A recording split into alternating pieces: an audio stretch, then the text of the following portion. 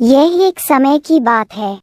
एक घने जंगल में अनेक प्रकार के जानवर रहते थे। इन जानवरों में एक चालाक लोमड़ी थी। लोमड़ी अपनी बुद्धिमानी और चालाकी के लिए पूरे जंगल में मशहूर थी। लेकिन लोमड़ी को एक बात का घमंड भी था कि वह सबसे ज्यादा बुद्धिमान है। एक दिन लोमड़ी जंगल में घूमते हुए एक सूखे कुएं के पास पहुंची। उसने देखा कि कुएं के अंदर एक बड़ा पत्थर है और उसके पास कुछ चमकती चीजें पड़ी हुई हैं।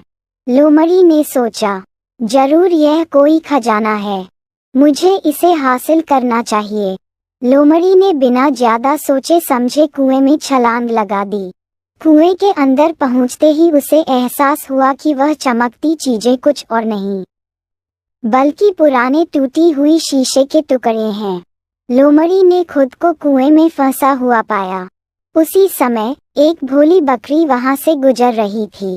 उसने कुएं के अंदर लोमड़ी को देखा और पूछा, लोमड़ी बहन, तुम कुएं में क्या कर रही हो? लोमड़ी ने जल्दी से अपनी चालाकी का इस्तेमाल किया और कहा, ओह बकरी बहन, मैं यहाँ इस कुएं के अंदर ताजगी और ठंडक का आनंद ले रही हूँ। यहाँ अंदर हरी भरी घास है और बहुत अच्छा लगता है। तुम भी आ जाओ, हम दोनों मिलकर इसका आनंद लेंगे। बकरी ने बिना ज्यादा सोचे समझे कुएं के अंदर छलांग लगा दी।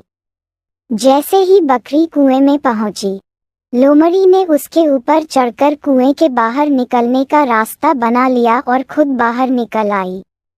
बकरी ने जब देखा कि लोमड़ी उसे धोखा देकर बाहर निकल गई है, तो उसने रोते हुए कहा, लोमड़ी बहन, मुझे बाहर निकालने में मदद करो। लोमड़ी ने हंसते हुए कहा, बकरी बहन, अगले बार किसी की बातों पर बिना सोचे समझे विश्वास मत करो। अपनी बुद्धि का इस्तेमाल करो और किसी भी स्थिति में छलांग लगाने से पहले सोचो।